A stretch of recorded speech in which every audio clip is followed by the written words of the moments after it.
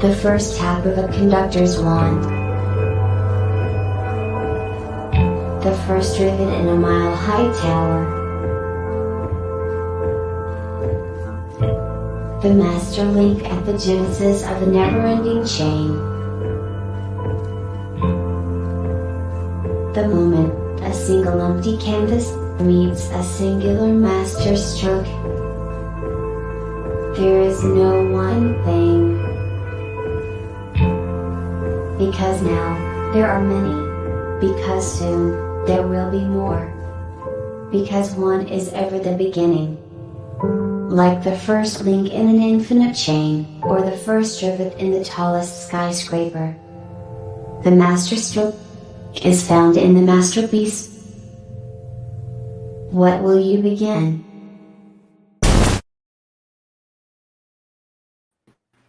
Hello, everyone, and welcome to the 62nd episode of the World Blockchain Roundtable.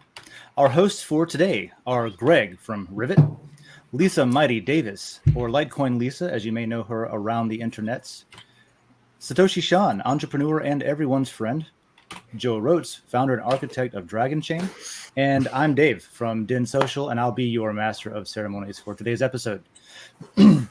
A quick update on the WBRT layer ownership tokens distribution from last week's episode. So this week, each of the hosts from last week will receive 120 lot. Each topic contributor from last week will receive 37 lot. And as a reminder, last week's theme was on DAOs as constitutional city-states. And it was suggested by Lisa, which means she will receive 37 lot for suggesting that topic. If you haven't seen it, go check it out. Pretty interesting. And also, yeah, the ownerships, I should remind you that they come with passive perpetual income based on the health of this show and the popularity of it and how much you personally interact and work to help us spread the word and things like that. And you also get free edits and governance votes. The free edits and governance votes is pretty relevant for some WBRTDAO updates that I should give out. We have August themes. We got selected themes for next month. So the first week is going to be implications to recorded history. I think that's the one that I voted for personally, so got it in there.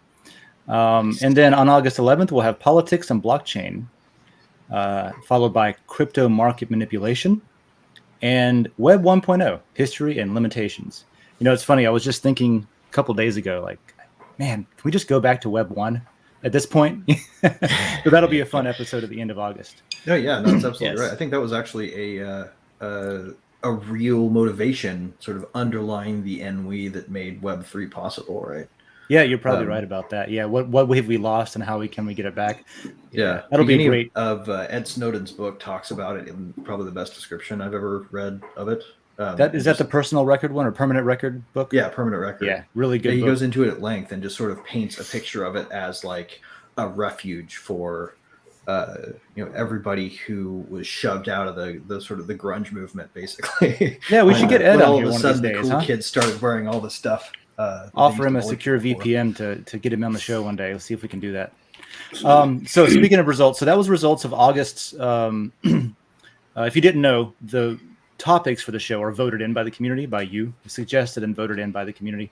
So more results. There was another vote that was on a proposal by Lisa Mighty Davis, which would allow all the hosts to post content in the WBRT layer instead of just the WBRT entity itself. Previously, it was just for the episodes, keep it tight, that kind of thing. But as we evolve, it makes sense that the host should be able to talk about who they are, what they do, and especially since we have a chat room. I'm not even manning the chat room right now. I'll pop in there in a minute to see if anyone's in it.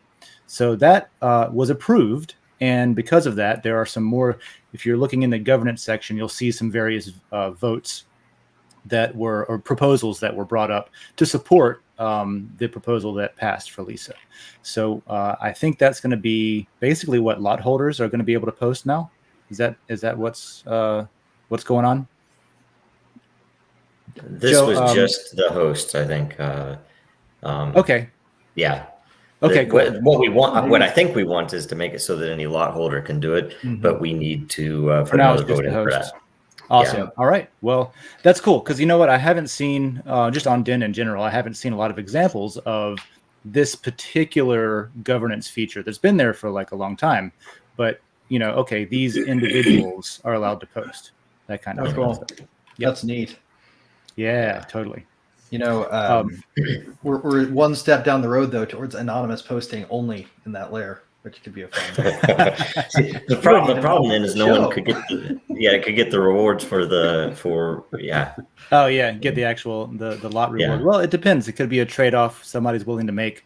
You know, like Ed did. There's trade-offs out there.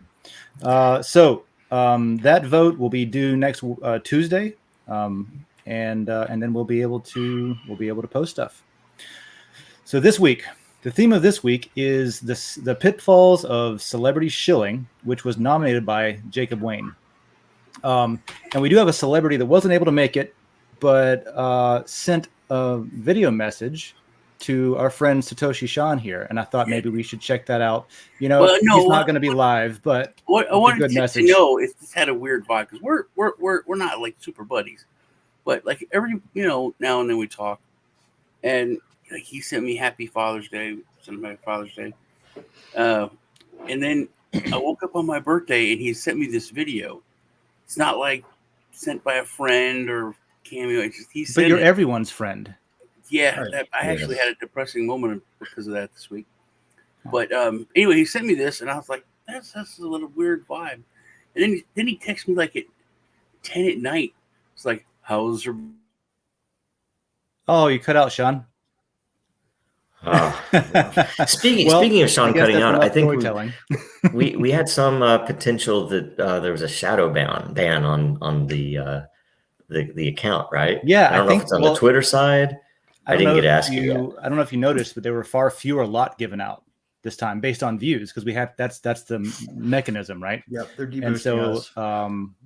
Yeah, our backstage director goes through and keeps up with the views and stuff in an effort to be proactive and fair about handing out what people have earned for themselves. And it looks like for no reason, you look at the last 12 months or something, 13 months, and there's sort of an average of views, and it's always been within like 500 or 600, 400 to 600, you know what I mean? Yeah. But then all of a sudden it dropped off to just a few. Just happens to be on the one episode that I suggested the content.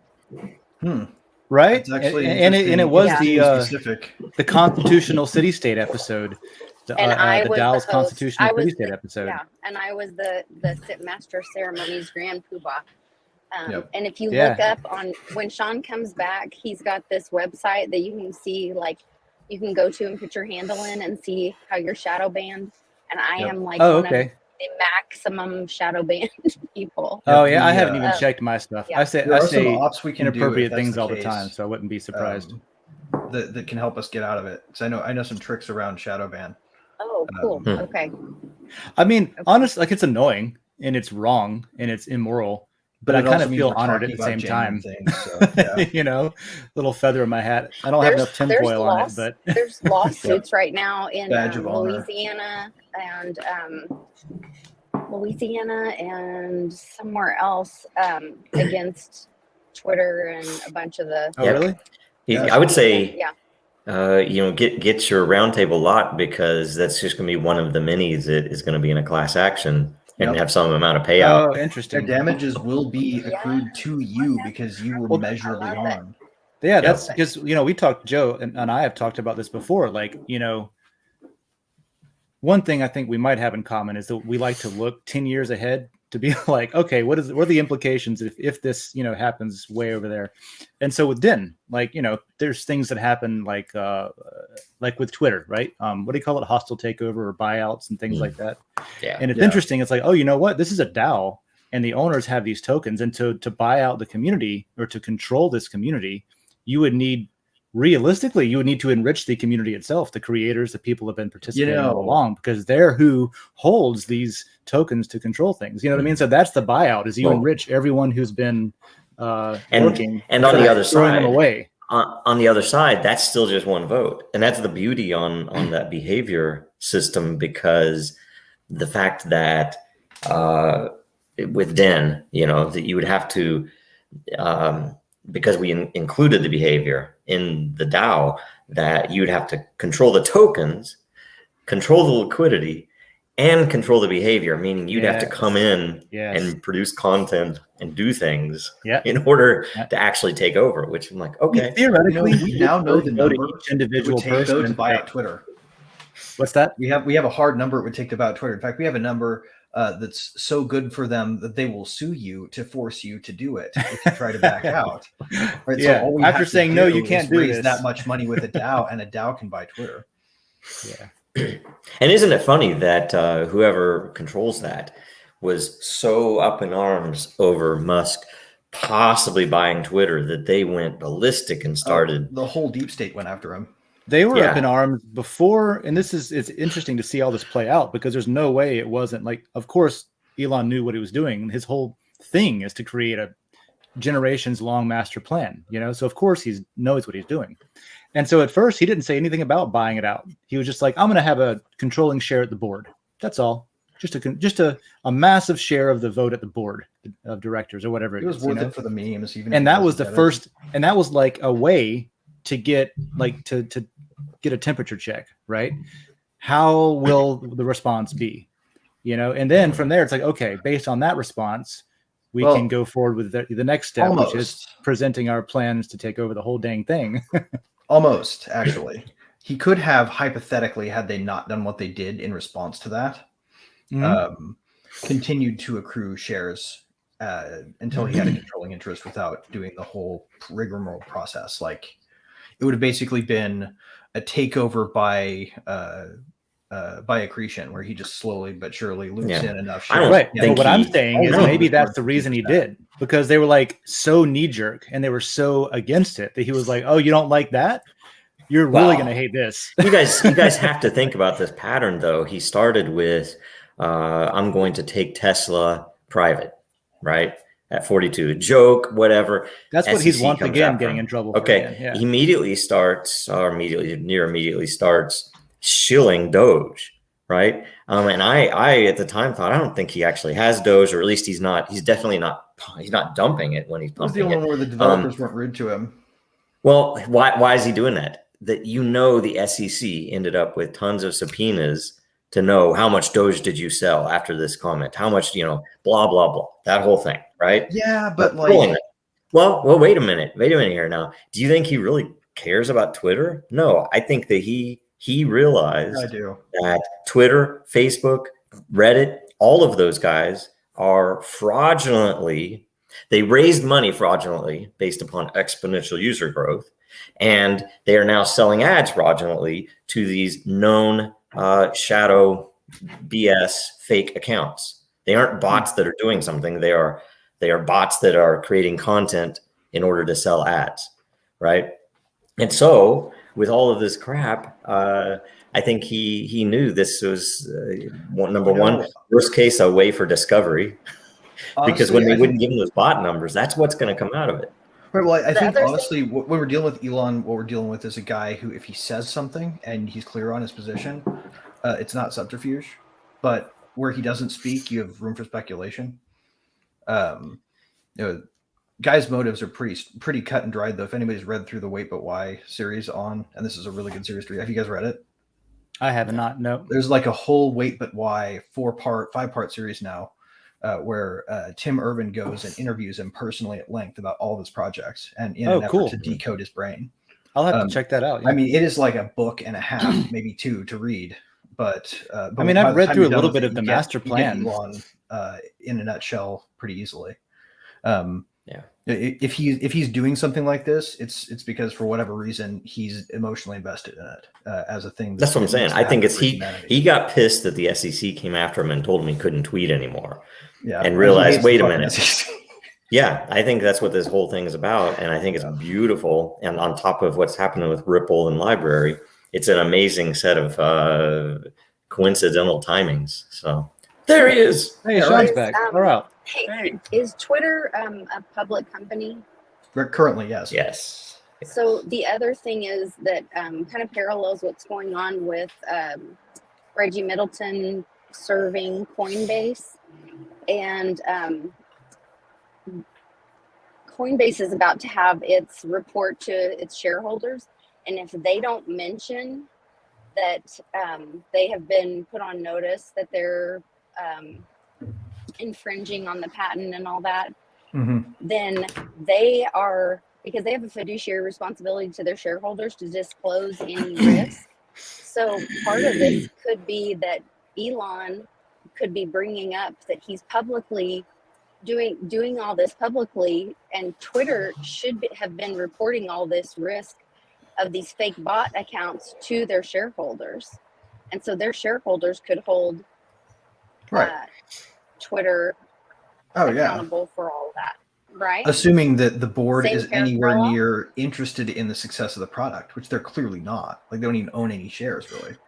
Yeah, it's all controlled, and it's all politically. They're there for the narrative control. That's what they're in it for. Yep. So, and yeah, they I was accountable to their shareholders for the. But that's the thing. I think the SEC knows that. I think they know that with Facebook. I think they know it with Reddit. I think they know there's tons of that fraud going on, but because of politics, they're not going after it. So they're in on it. I think so much was exposed, though.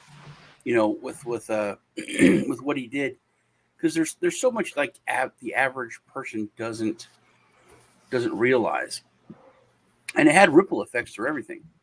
I mean, everything to like January 6th. When he exposed that like half of the former vice president's followers are fake and bots, you can't compare that. You mean Brandon? To know how many Russian bots there were. You mean Brandon, the former vice president? Huh?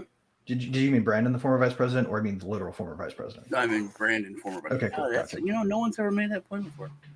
That's a good point there, Greg. You're a smart fella. But yeah, the former vice president, Joe Biden, half of his followers were bots. And when you see that, and then you also, on the other hand, he got more votes than any other president in U.S. history, including Obama.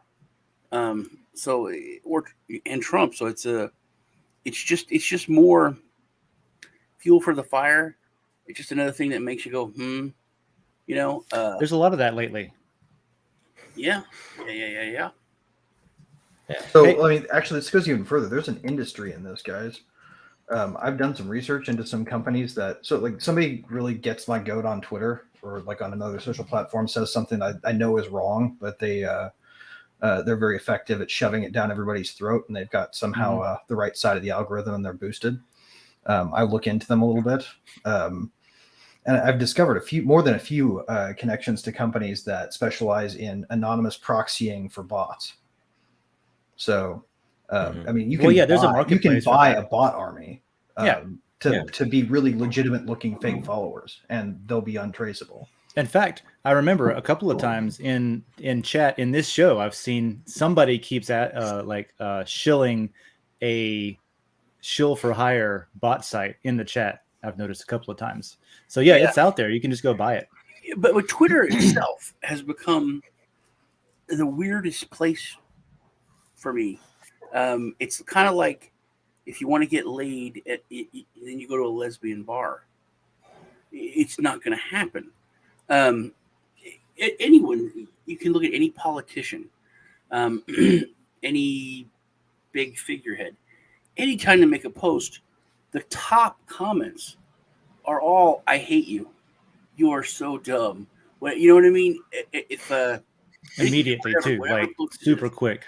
It's like a senator can put out, "Hey, puppies are great," and it's like, "Yeah, you want to kill everything. You want to kill the puppies and eat them." And all of the comments are just people that hate them, and these are followers. These are supposed to be like kind of like fans. It just doesn't make any sense to me. It used to be like Roger Ver. Roger Ver could put out anything. If he mentioned me in something, then like bots started going after me.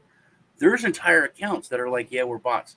Anytime Roger Ver mentions something or talks about someone, then they post about it and how this person is connected to him. That blew my mind. But it's just so obvious that Twitter is not there for its function. Its function is supposed to be like, hey, I'm a star, I'm a celebrity, I'm whatever. If you want to know about me, then follow me, and you're my fan, you're my friend, you whatever. And it's completely not that. The majority of whatever followers that people have now, it seems, are the complete opposite. And because the vision of Twitter died, you have things like what was the vision of Twitter? Well, that is the what Sean's talking about. The didn't it really prototype at South by Southwest as an ad hoc cell network or something, where people were just like, it was current events. Here's what's happening in real time, micro blogging thing. But being able to follow people you were interested in and get sort of in a window into their life a little bit. But now you have that's all like private Discord channels and Patreon and stuff like that, because Twitter isn't useful for that at all anymore. And so it opened up markets, I think, after that started going the way of control and centralization. And just a couple of weeks ago, maybe a month ago, time is weird for me. I don't know if you noticed the anarchy sweep on Twitter. There was one day, it must have been like a automated compiled list based on keywords or something. But one of my favorite people, Friendly Fluffy Vermin Supreme, got banned from Twitter. And this is the guy who all he wants is for everyone to have free ponies and better dental hygiene. That's all. This is his whole platform. You know what I mean? Right. Free ponies and brush your teeth, please. And nope, gone. Because he held up a can of soup or something that said, anarchy, vermin's anarchy soup or something, or talks about anarchy. But he's like a really friendly, like awesome, funny dude, But they collect the algorithm that doesn't exist, that the employees say doesn't exist, just sweeps away a certain opinion whenever it is convenient. And I find that to be not only manipulative, but dangerous. For maybe the security. Blue dot turned this. Maybe the algorithm watches that blue dot, and if the blue dot turns red or whatever, maybe it flips on. It's like, oh, all the anarchists are gone. Maybe that's how it works. It's just is it just literally an algorithm? I think he's back now, but it would just surprise me. I was like, obviously, that's what happened. That's kind of what you were talking. That was the death of Twitter. I think maybe, like you could say, Bitcoin was created by the deep state or whoever, but it's kind of gotten away from them. Even if they still hold Satoshi's coins, it'll hurt, but it won't destroy it. I think that's kind of maybe what they did with Twitter. It's like, we can control it, and then it blew up, and then it started to be like really kind of make things different. I mean, with what Trump did. He literally went straight to the people. He went around the mainstream media. He went around all these other things that were set in place for, decades to control. And they weren't set there to control, but they've been opted for that. But he was able to go around all that and go directly to the people through Twitter, and it was not acceptable at all. I think that was the beginning of the death of Twitter. They're like, whoa, we have to get a handle on this shit. This is not cool. People are able to talk about whatever, and they're able to it was Arab Spring. Educate other people. Wow. Arab Spring did it. You guys remember when Egypt revolted because of social media, and then all the Middle East followed suit? In the follow-up to that, there's actually this really great Jacob Applebaum interview where he's on a panel with a whole bunch of the actual world leaders talking about, post Fallout. Okay, we're in charge of these countries now. What are we going to do to change the way that that the internet was suppressed and used to suppress these voices that allowed for this to happen? Because this needed to happen for a long time, and the internet is what freed them from the iron grip for long enough for it to, right? And their response was to look down at their shoes. I mean, like literally, they had every intention of retrenching and building back defenses against this, as opposed to, and what we're seeing is the retrenched building of defenses. That's where we're living. I remember that pretty clearly, living in actually. the world that reacted to that. Because I remember thinking, like that was one of the very overt examples of Egypt shut off the internet. They just shut it off. The end. No internet. Sorry, stop organizing on Facebook or whatever it was, you know. And people were naming their kids Facebook or stuff like that, you know.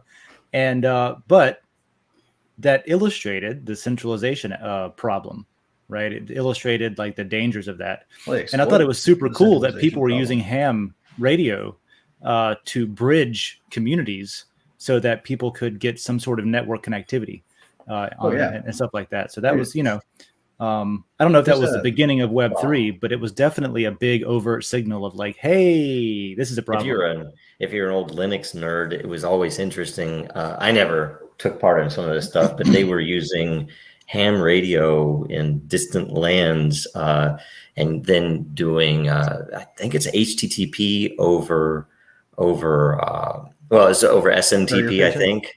Yeah, that it was basically, you know, a low bandwidth approach to still get internet. So you could do searches on the various search engines and stuff over a freaking ham radio. I do see things that are interesting that I don't know why they exist sometimes. Like I saw a conversation about, there's a Active Directory syncing over SMTP feature in Active Directory. And the guy was like, or whoever it was like, I have no idea why this is a thing or why it exists. But I suspect it probably has something to do with submarines and polar ice caps. Yeah, asynchronous comms. There's even a protocol for IP over avian carriers, right? Like you can actually use a protocol to use pigeons to do packet delivery. Yep. Now, and can I something that probably for current events is too big to cover entirely, but the interesting thing with crypto and related to what we were just talking about, you know, powers that be controlling the narrative, and the entire binary approach to divide and conquer, right? In our industry, in this industry, blockchain, which is related to the current events of Ripple case stuff. And there's seriously way too much to talk about. There's a lot going on there that I think there's something to be said about anyone's position relative to that case. That you have certain Bitcoin mostly, but there are other maximalists that think Ripple should go away. It's I don't care if it's a security, it sucks. Because of whatever reason. Right. So they're just going to say it's a security because it's convenient. Yeah. And because they want to say that. Then you have the people who say Ripple's not a security, but all the rest of them are. And we hate Ethereum and we hate all the rest. And then there are the people that think is not a security, nor are those. And this is all an obvious effort to separate us. There's a fourth position that I take. And this one I hope more people take on. The debate over security, not security is itself a waste of everybody's time because all of these laws were written for a less literate, less technology savvy U.S. populace that needed more protection. None of them make sense in this day and age because the internet educated everybody and everyone knows how to read. Yes, I agree. And I think, by the way, the third is that. I think that is if you think that none of them are security, it's because they're utilities or there's no point, there should not be such a law for I think the software. utility of the SEC has run its course, and that's my I agree. Yeah. I agree. And it's so it's an interesting thing because frankly, we are with that case, with library, with what we're doing at Dragon Chain, there is, and with what Musk is doing, in my opinion, there's real hope for this industry to actually open up and be what it's supposed to be. Whereas when I look at it, and speaking of speaking of Ver, that if you were around during those Bitcoin fork days and the prior to that, the fact it was mind blowing to me, and it was super confusing that the Bitcoin subreddit, where a lot of the community communications happened, was censoring content. And I'm like, well, wait a minute. This is freaking Bitcoin. And guess what? It was one of those things that's almost like it's an axiom in life that if someone is trying to silence an opinion, that's the opinion you should really seek out to figure out what is this opinion? Right. Because it's an obvious indicator. Right to say it. They care about everybody else's right to hear it being abridged. Right. And so you have to think about that. Speaking of that, I want to take a step back because I think so much has happened in the past week that everything is really kind of coming together, especially in what we are about. First off, you guys mentioned centralization, and it's cool to see so many people knowing what that is and knowing the importance of it and seeing, centralization is bad. Yeah. Hearing regular people talk about that when really that was what everybody strived for, more centralization by the good guys. Right. And then people have realized that all guys are bad, because power corrupts. And if you centralize it, it just surest way to turn a good guy into a bad guy is to give them authority to stop the bad guys. Yeah. I mean, communism is like one of the best examples of that. It's the most loving and hopeful and sweet and flowery. It's hippie. It's a commune. But when you centralize any authority in a government like that, it goes to hell. Right. It's the Stanford prison experiment all over again. So what I wanted to talk about was the I don't know if you guys know this, but it's been kind of suppressed, but it's this is Amish farmer butcher was raided by SWAT and the FDA. Also, the FDA bought a bunch of max and submachine guns to stop them from making evil carbon footprint food for people to eat. See, here's the thing. It's freaking Amish. Okay, even during the vid, they were kind of left alone. And for the government to go in and do this is a really big deal, especially the way they did it. I think it really sends a message. What floors me about the Dutch farmer thing is they're trying to claim nitrogen. And then the Dutch farmer thing, the government opened fire on them. I mean, they're farmers with their tractors. Like, hey, don't shut down our farms by 95%. We can't live. So it's become so transparent. It's the most transparent that they have ever been, because it's like they don't care. Right. Bob comes out and says everything. You can look at the last meeting they had. It's all like, hey, people's gods are dead. We're going to be their gods. We're in control. The verbiage that they're using is insane. Right. Oh, they are clearly there's a thinly veiled veneer left over their attempt to starve the 90% of the Earth's population to death. But it's narrowing and thinning further every day. And that's where I wanted to talk about our business. Is I've been saying for a while, as soon as every government, it's the United States. Everyone is saying there's going to be food shortages coming. You need to get ready. There, Ukraine is the breadbasket, and Dutch or the Netherlands is the number 2 breadbasket. There's not going to be enough food, and so it's out there. Right. But then it's right on the other side of the screen, where the next story is talking about how all these same governments are trying to limit food production with what they're doing in the Netherlands and what they're doing here. Right. And what I think is coming, like my cousin, she has like a bunch of chickens and ducks. She used to give me eggs all the time. My kids wouldn't eat them because they're like, "Ooh, that's Aunt Janie's eggs. I'm not eating her eggs." I want eggs from a professional. So, but now she throws them all away. Professional chickens aren't very happy. The government told her about this bird flu, and people literally, the only professionals can have, make eggs. Right. Because we should subject individual backyard chicken keepers to the same standards that we hold people who pack the birds in so tight that they have to basically eat. They're weird to me. How they have them. We buy eggs at the market, and we have to buy shit that says for for animal use or for feeding your animals only, not for human use. That's you know not what I here. mean? Plus, if they're going to accelerate antibiotic tolerance, That's they a good can't have point. anybody Because working that outside the Amish system for farmer, food. he was doing stuff like that. He was a workaround.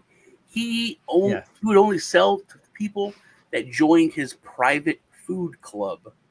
Right? It was really weird, but it was all legal. So here's what I think is going to happen. And I've told people, hey, this food shortage is coming. Like a DAO. Even from when the vid happened and there were shortages. It's like, hey, get to know your local, right outside of town, the people that have chickens, the people that, have some cows. You can go there when the big supply chain is short, go local. Right. But what I think they're going to do is it's going to be outlawed. It's going to be illegal, just like the chicken eggs. Right, but also dare them to enforce it. They think they have more control than they do. Is their ultimate fallacy. Dude, SWAT at an Amish guy. But they can't send one to all the Amish farms. But no, they would send them to the farmers markets. They would be if they start killing people. The farmers I think the regular Joe is not going to risk going to his his friend's cousin's house to get some eggs and milk. But I think what's going to happen is, I think everyone's going to see why crypto is so important. You can't go give that guy your ATM card. Cash is going to be super limited. This is why crypto was invented, and this is what it's going to be used for. You're going to have to go to that guy outside of town that has chickens, and you're going to have to pay him with cryptocurrency to get some food for your family. And you may have to do it on a dark market in order to not be seen negotiating a deal. We're creating a black market where the average person who pays taxes. I hadn't thought about that in the context of. Better learn how to buy MDMA online. You're going to need it for milk soon. Right. Well, that's what I'm saying. It's like I hadn't thought about it in the context of buying food or everyday items like that. But it's a really good point that regardless of what you think about the merits of selling of amateur pharmacists selling things on black markets and things like that, it's a pretty good exercise for how can this be done when everything is illegal? Because here's a marketing campaign. Monero for milk. It's just got Monero. You have to have Monero to buy your milk if your family's starving. That's what I've started to see some signs that say Monero or cash only kind of stuff. I think food, when the food shortage is hitting everything, I think buying food on your local market is going to be the same as weed. Where it's not like a super felony, but it's against the law and you're going to get in trouble. Right. You get a medical food license to buy. Also need food, so they'll probably let it pass.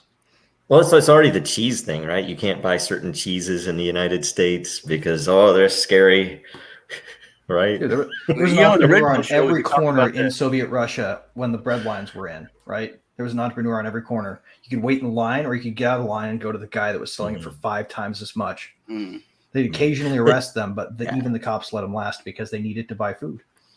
When we do the Red Pill show, we could talk about the government secret underground cheese bunkers. Cheese. They have the cheese. You not yet. You seriously, they have. Was it like? I don't know. It's a crazy number, like 1,400 tons of government cheese. That's cheese reserves. Of course, Biden is. What it's called? It's called the government cheese reserves. Is Biden selling all of our reserve cheese to France right now? Is that what's going on? They're gold bars. Strategic supply of cheese. Well, hey, let's get in. We got a few questions today on the topic, and I wanted to say that since Sean's back, we should finish your story that you were telling, and then let's get our message in. I shouldn't talk about him. I get knocked off again. But he's a super nice guy, right? Like, I forget how long ago we started talking, but he texted me, and I was like, oh, and my kid's like, who's that? I was like, oh, it's Ashton. And my sons are huge fans of that 70s show. And as soon as they knew that I was texting with Ashton Kutcher, my kids are like, what are you doing with slavery? I was like, what? It's like, what are you doing with slavery and selling kids? What? What the hell are y'all talking about? And then, because I didn't even know that he was doing that. I just knew he was into crypto. That's why we started talking. I think he was into crypto a long time ago. And I was like, he's just into crypto. It's like, yeah, he used cryptocurrency millions to stop child selling and all this.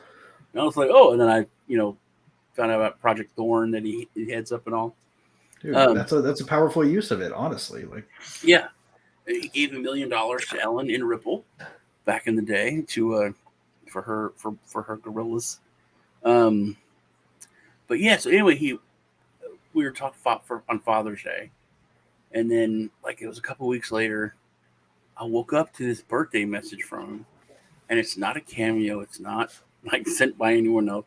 It was from him, and it was like, I don't know, if I was a little bit intimate, but it's really nice of him. And then he texted me like later, like at 10 at night, like, "How was your birthday, man? Hope you had a good day." It's like, dude, yeah. If you send him this video later, like if you send him a link to this, make sure to tell him that he's always had my absolute respect because of the collaboration with Family Guy. Oh, Did you guys ever see the dog bag cutaway that he did? So she's Meg. Yeah, but I mean, like he did the dog bag cook roadkill on your engine block bag thing.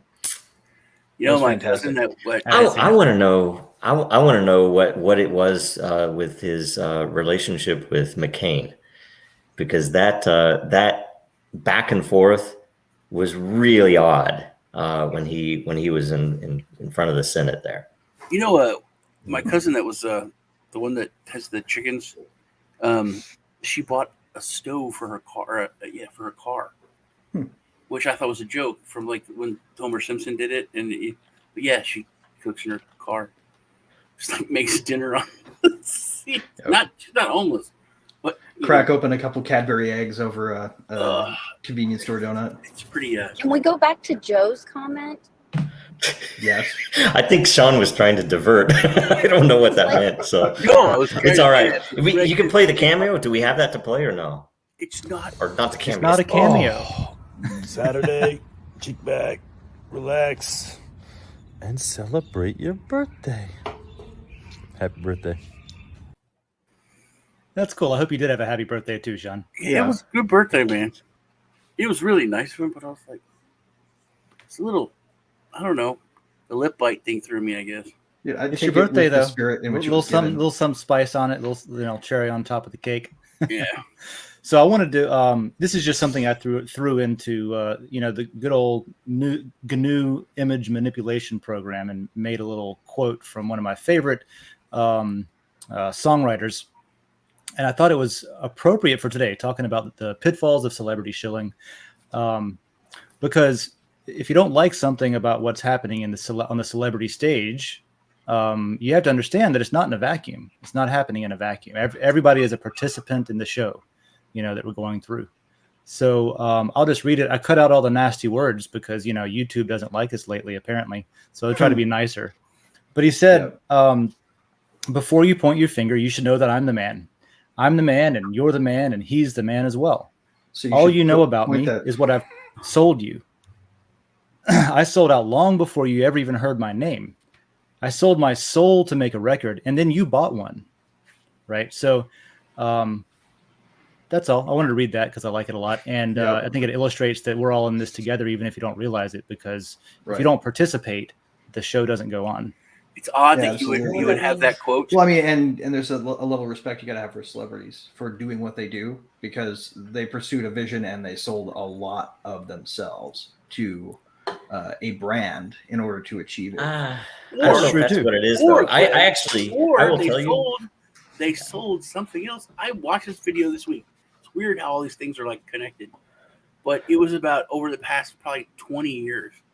In interviews and all how many musicians literally said they sold their soul to the devil, and they were very serious, and this one, it was Bob Dylan, and this interview was like 60 minutes. It's like, why do you work so hard? It's like, I have to. That was part of the deal. What deal? The deal. Well, I mean, and if I had the board power to put things up on quotes up on display right now, there's an Aaron Swartz quote that is really on point for this from the Open Access Manifesto, right? There's power in our words and in the people who deliver them. And right now, our licensing regimes keep that power for themselves. Like there's no place you can go to buy a cameo from somebody, for the most part, who is in current pop culture. But you can't go buy that because you have to know somebody. And that somebody is going to check to make sure that you're cool with the establishment before they let you have access. Yeah. Well, and that's the thing, because it's a gatekeep. Because that deal, I think, is pretty literal. I mean, everybody that I know that has ever been, gotten close to that level or anything else, and there are plenty of other interviews on it. That whether you think it's something more religious or more trafficking related, there's something there in almost all of them, because they don't get to be where they are or sell the number of records that they supposedly sell unless they make a deal and give something up for control, right? So, whether it's I'm not even going into some of that stuff because we'll get banned, but that's the point. Is it a deal with the devil or is it a deal with the devil? Yeah, exactly. The stuff that's how I feel about every politician after the state level. There's no way you're there and you're clean. Yeah, that's how they jump. Yeah, and the media, like you think about every single member of the media. There's a tweet from the CIA even that I responded to that was, I thought it was hilarious because it's like, we're all the people we're the these people and these people. It's like, and the journalists and the and the professors. It's like, yeah, 3-letter agencies. We had a joke about it. It was a joke at the time because I was active duty and I was working with the people in the SCIF. It was called the Signal Exploitation Space or something like that. And so I would hang out there with them, and they're intelligence officers, so they talk about this, like how the sausage is made shit all the time that I'm not allowed to talk about still. But one of the things was like the idea of a 3-letter agency. They're like, FBI, CNN, CIA, NBC. They're all 3-letter agencies. Yeah. And this was back in for MSNBC. This was when I was still in, so it would have been like 2010 or something. But Bill Gates had to get like a precursor. So people don't know how many 8-letter agencies there are. People think there's like 3 or 5. There's like 38. There's some weird. When you get into sub agencies too, it gets extra weird. Well, and if you look at like I just mentioned in the past couple of weeks, the EPA, the Food and Drug Administration, they bought tons of submachine guns, not machine guns, not guns, for like, say, maybe the Department of Agriculture wanted to put down, like an animal. These are little sub Mac 10 machine guns. No reason except to just spray people. Definitely weapons of war. So it's just very odd.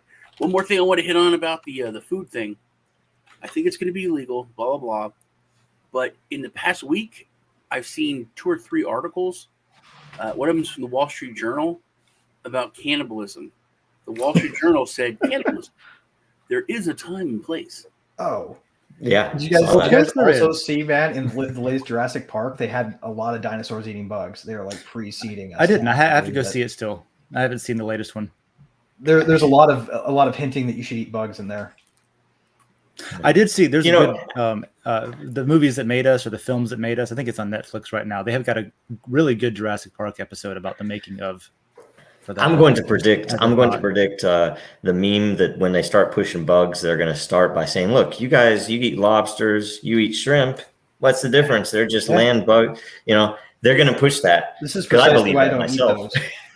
I don't eat those either. I hope they don't, because that would suck, man. Well, hey, I think we got a few questions today. But we should get to. Yeah, like a lobster. Lobster used to. That's a good point, Joe. Lobster used to be trash food. It was like for poor people because everybody knew what it was. It was like a Bernays quality. Let's get bacon for breakfast and pancakes for breakfast. I had a colleague whose dad was a cop, and he specifically wouldn't eat crabs because he said that when they would pull the bodies out, dead body, that they was crawling with crabs, right? And it's just, you have to think about that. Weird. Okay, sorry. Last thing with crabs, and then we can move on. I promise. Okay. We joked once at a little get together where Austin and I were talking about the great filter, the idea behind Fermi's paradox, and that it's possible that human beings are a construct that is the great filter for the ascendancy of crabs. Nice. One more thing on crabs. Has anyone seen The Last American Virgin? From I'm old, so I have not. Oh man, every time anyone says crabs, I think about that movie. Oh, geez. Okay. Oh, all right. man. All right. Well, hilarious. Now that we've punctuated with that, thank you, Sean. Let's get on to. So we have a few questions today that are specific, and we should get to. And the first one is by Jacob Wayne, who asks, "Do you think celebrity shilling will fizzle out because of morality issues or legal issues?" And that's an interesting way to put it. I don't know about them personally, the morality question, but the legal issues is interesting to me because, I think that is a pitfall for the celebrity because, what happens when, an agency comes after a project for being too innovative and too disruptive, and it's something that you have been promoting, and a lot of your career maybe is your image. So, is it a minefield legally? Is it a minefield for celebrities? Is it, I think it's that's my comment to my follow-up question for that question. I think it's going to democratize. I think we're going to see more and more and more of it until everyone has access to it. I agree with Greg. I think it's going to explode. On the Crypto Meme Review, I had a meme that wasn't necessarily for crypto, but it was an actual advertisement that was anti-electricity. Back when electricity was, they're starting to try to put it in homes, it was this giant spider monster that was its thorax was a light bulb, and the electricity wires were its legs, and there's just horror. These people are dying, it's like this horrific picture, and it's the most ignorant thing you could ever see. So I think we have to realize we're in that stage now. So I think the only way it's going to fizzle is if crypto fizzles, and crypto is going to get bigger and bigger. More and more people are getting educated about it. I think people will make smarter decisions. It's just not going to be like, hey, here's $1 million to go and shill this, and they'll be like, yeah. They'll be like, hold on, who's the team? What's going? They're going to do that research now. Due diligence kind of thing. So I think it's. You really think so? What about deep fakes though?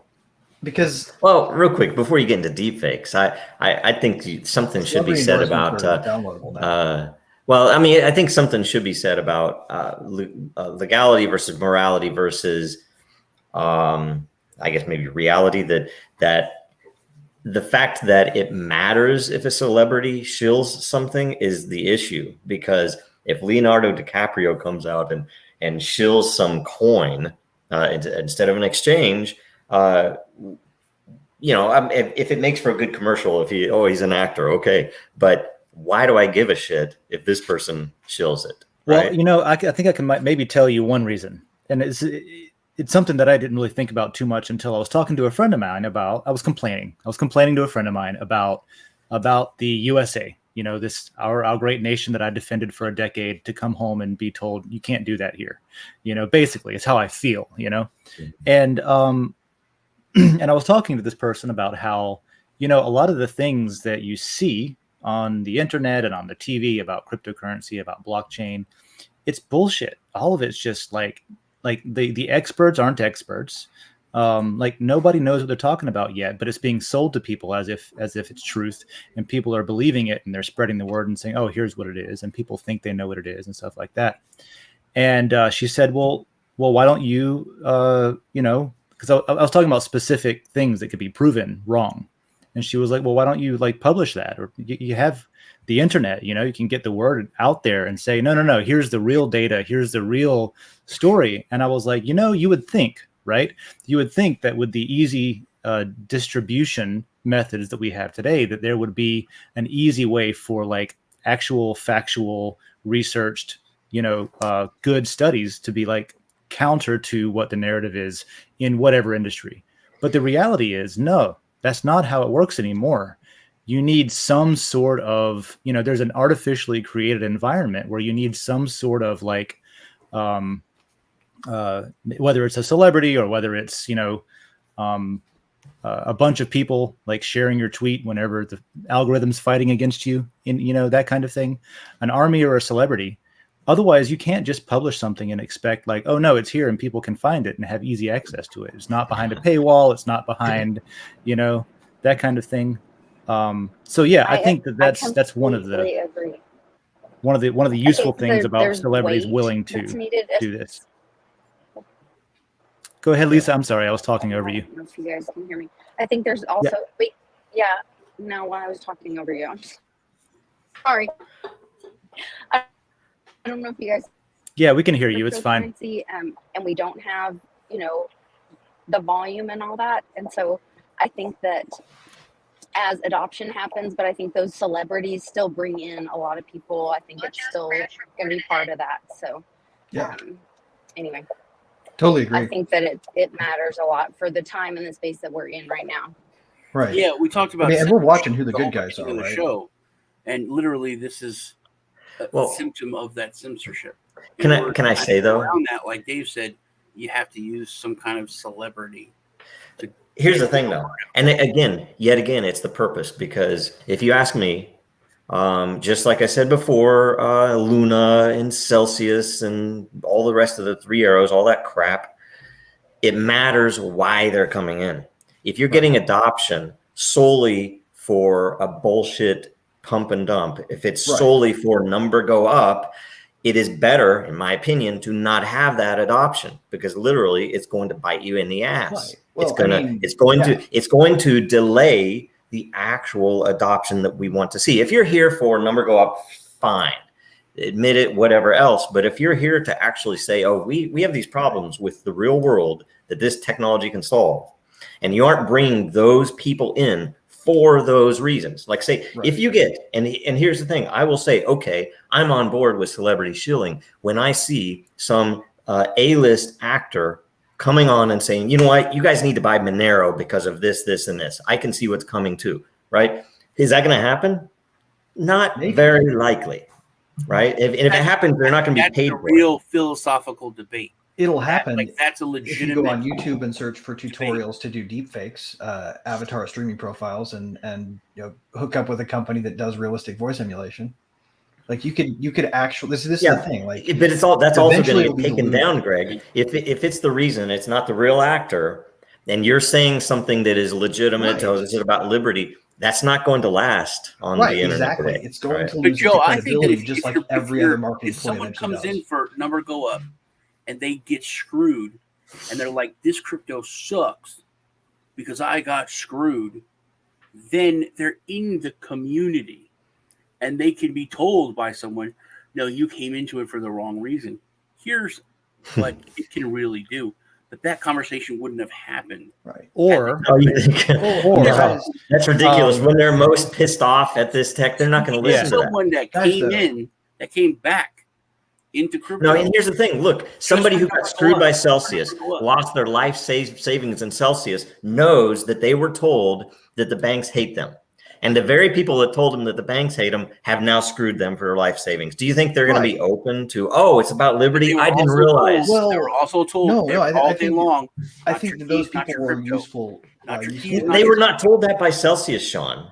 Literally, we had him on. They were not told that by them. And if that's where they had their money, that's all they know. They're not going to be open to no matter whose friend you are, Sean. They're not going to be open to saying, oh, I guess I was in it for the wrong reasons. Sorry, Mom. Sorry, Dad. I lost everything. But that's the part of crypto that's the truth. It's like you're on your own. That's your sovereignty. You messed up. Space didn't mess up. Crypto didn't mess up.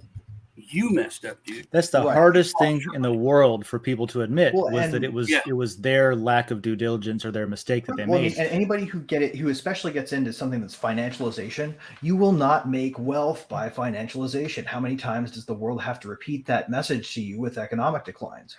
You can't make money from money by just manipulating money and have it be real money. It just doesn't work. Like that is the end of the road there. And we keep seeing projects fail to trip over financialization for its own sake. Yeah, but that's the whole point. If you're going to use if you're going to use any celebrity to bring in adoption, my prediction is that it is 90% going to be bullshit shilling that's going to hurt people, that is going to, in essence, hurt our industry in the short term. Very definitely. But it's a tool. And we've already seen it. But it's still just a tool. If a DAO could get control of it for good. Yeah, but I think that's the point. Towards good projects. It's obviously a tool, but the problem is our entire industry is fucked in the head and not even looking at the real purpose of the technology. That when somebody shills, it's like, awesome, number go up. Bitcoin went up because some celebrity shilled some other crypto, or some exchange. If you try to think of it as a purchasable commodity, people's attention at scale, then you're really more on to what people think about this that use it effectively are thinking. Well, that's what Web 2 is all about, right? People's attention at scale. Well, people's attention at scale without their knowledge.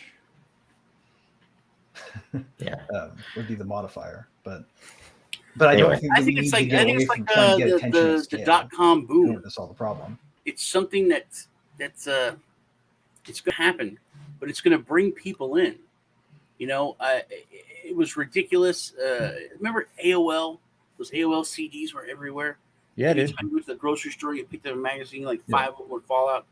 They were everywhere. Oh yeah, no, and I always got the update. Yeah, ubiquitous. It brought people in, and people that were like, "I'm never gonna have one of these computer thingies," you know. And people went out and bought this weird sci-fi technology that literally, Sean, they were frightened of. But Sean, you're still talking and even in the case, and probably the worst example being AOL for the internet, that it still brought people in for the right reasons. It wasn't, hey, make a buck. It wasn't, hey, number go up. It was literally, hey, here's some information. That is what the internet is about.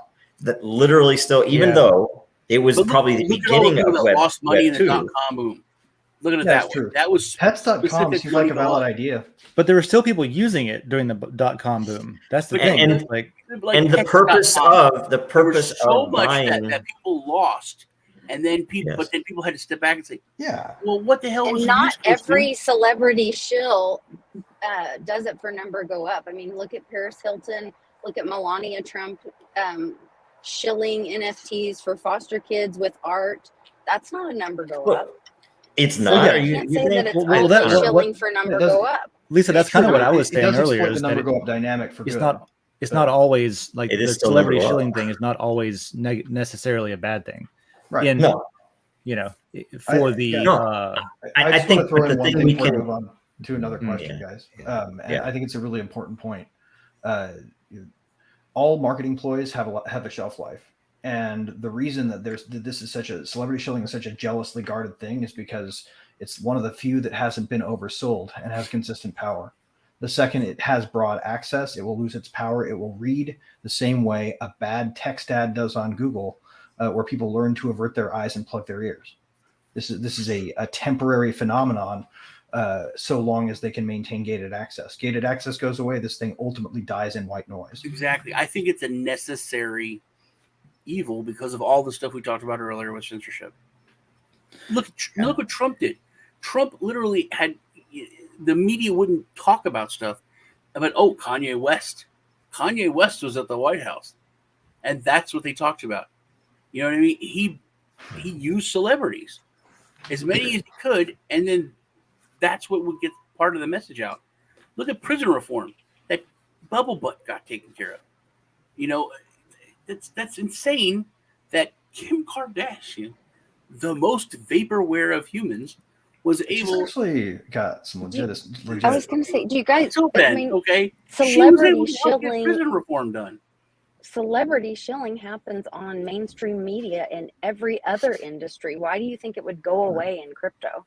Politicians. I wouldn't think it would go away. Shills, I think it's just more dangerous in crypto because here's the thing: in regular industry, what do we typically have? And I think speaking of the gated access, I think that celebrities are so willing to shill for environmental causes and typically left-wing causes that most people tend to ignore movie stars, and most movies. I mean, the entire movie industry is crashing because everybody knows the whole thing is BS, and they're essentially constantly preaching to us. It's like I remember going into Disney even when I worked for them, and realized like we went through this one place where it was essentially all of the Disney characters proselytizing environmental change to my kids. And it's like, I'm paying you guys to preach to my kids about stuff that is ridiculous. And it's, sponsored by Nestle of all places, right? Yeah. And I'm like, when Steve Jobs died, God's name is this about?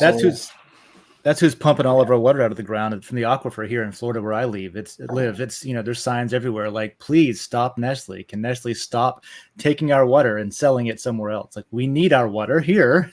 Meanwhile, you've got sinkholes caving in, people's houses falling through the earth because now there's like a void where there used to be water pressure in the ground, that kind of thing. Yep. Joe, hey, let's go to the next question because it's very similar, and we can continue the same conversation with it. Put a pin in this question, Joe. Did you happen to know anything about Ed Catmull when he was still at Disney? And the Me Tooing of him was very effective at removing a voice for sort of the old morals Disney used to teach.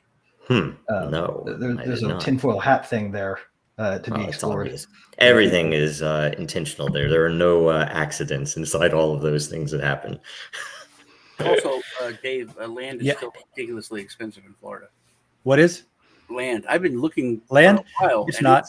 It's gone up. It has gone up a lot, but you got to go look in North Florida, and you'll change your mind. I have been, man. But okay. Yeah. Well, I'll send you some links. I'll send you some dope properties. 25,000 because I've been looking for a tenth of an acre. That's dude, realtor you can trust. Well, yeah, don't buy it in a suburb neighborhood, sure. No, that's like swampland, man. No, all right. We must be looking at different Floridas. Yeah. You must be trying to buy it back from Gates. He's keeping it, man. Don't try to buy his. So, hey, next question from I Am for I Am. Do you agree that a project might benefit from Celebs shilling, but the Celeb has the most to lose? For example, tax implications, project going bust, or unknowingly shilling a scam project. And I think that's a good point. I think that the celebrity does have the most to lose, and that's why you have to pay them to promote your product. Because but I think it's always been that way. The risk is with them. Because before, like in the old black and white days, like that was the commercial. Hey, I'm this actor you like, and I'm putting my name on this because I believe in it. I smoke these every day. I have my kids smoke them. These are damn good cigarettes. You know, that's what ads were. Ads weren't about the project. They're product. Right. Can't be a man because he doesn't smoke the same cigarettes as me. Well, you know, I think this one to me on this question, you know, celebrities are a person who may get involved with a project, right? But they're not necessarily going to have that stick to them. And I think that that's a good thing. You know, I think part of the vision of crypto is similar to the vision of the bankruptcy court. You fuck up, you pay back what you can, and you go again. That's life, right? Like, and we right now have a system set up where it's very, very easy to socially ostracize people's second chance away. When in reality, the benefit of society is best achieved when we give individuals blank slates as many times as they need until they get it right. Yeah. And I think that's part of the crypto vision myself. Cool. Anything I else? would Risks say I think to celebrity. Yeah, I mean, I think this is probably true. Celebrities probably have the highest risk. And speaking of the scam projects, you know, there's a legal risk, let alone reputation risk, and so on. But oftentimes, in my opinion, it's only going to be something that the powers that be have, you know, approved. They're not going to be shilling stuff, or at least, you know, they might have some celebrities that would shill things just literally for the dollar, but typically it's going to be because it fits some vision. You know, when you first read this, we all say that, but then when you take a step back, they don't have the most to lose. I mean, if it's a scam, there are idiot celebrities who talk about a scam, but the people that perpetrated it, they're probably going to go to prison. Maybe they'll just get in trouble, get fined. So maybe they're not supposed to lose, but they do have a lot to lose. Let's assume that it's a legitimate something that is not illegal. Okay, maybe it's not legitimate, but it's not illegal either, right? Right. Well, the reason that a company or a project or something would pay anything is because they're receiving value for it, right? And the celebrity isn't receiving any value except for what you're paying them, and potentially membership in a club or association with something that they want to be associated with, or that maybe they think they want to be associated with that might change later, right? And the risk there is latching on to something that becomes bad for you, and then maybe that money that you got is worth. Is kind of a thorn in your side, and it's not worth that. You didn't know it was going to be all this. Well, and that's but really, who gets actors out there, right? But it's a lot of reckless enthusiasm, and I don't know if we really want to criminalize that. Right? Yeah. There's a lot of innovation in that too. There can be, at least. But the third party that I haven't thought about until you said that, Sean, is that the just what you said, the people that might buy this because of what. Both the project and the celebrity said, maybe with the best intentions. But if you're running something like, if you're running something that's designed specifically to run on hype and celebrities, it's going to end bad for the people who you convinced to invest. I watched, I don't know if it was CNBC or if it was CBS or it was some business show. And they had given the quote unquote CEO of Scam Coin a bunch of airtime to talk about, hey, why should people tell their grandmas to go invest in it was like Elon Gate or something. And he's like, well, there's a lot of utility and we're building a big fake rocket and we're going to wheel it down Charles Payne, to the right? Space thing. And we're going to say, hey, Elon, say something about us. And then he's going to do that. Probably, maybe, I don't know. And then the number will go up. But then they don't talk about what happens when the number goes up, which is that, oh, cool. Goal achieved, let's take it and run, and everybody's left out to dry with no liquidity and no money left, including the grandma that the three-letter agency just shilled for you on the television. So that's the right. And that's seen as legitimate enough to get on like this legacy TV show, business investment show. Goldman Sachs is just another pump and dump when it really comes down to it. If you look who's promoting it, it's an authority promoting it. They've actually literally been propped up once by everybody being forced to bail them out. Yeah. Well, I read something else that's probably similar to that made me think a lot, which was that monopolies can only exist with government assistance. If you truly let a free market run amok, you can't have monopolies. Government is a monopoly in the limit, right? It is the ultimate monopoly. Yeah. Cool. So, anyway, those are my thoughts. Yeah. It's just to connect it back to the celeb part though, I do think that, that there's some stick that comes from being associated with a bad project, but I think people are way more quick to forgive it than a lot of people who are especially powerful and up in arms about it are comfortable with. I would hope so, because I do sympathize a lot of times with celebrities that want to get involved with something new and exciting, and I'm sure there might even be a couple of politicians out there that accidentally get involved with things on the wrong side of on the tech curve. And also, those people have gatekeepers as well. It's like, hey, telling them here's what this is. That's bad for your career. That's an excellent point, Sean, because I just read something from who was it? It was a gaming company. It was Mojang, Minecraft people talking about what an NFT is, educating their community about what an NFT is and why they will never support blockchain because of how terrible it is, right? And you know what? That comes from somebody selling themselves as an expert, probably charging them money for this consultation and to tell them what this crap is. Because they're going to say, what is this? What is everybody up in arms about?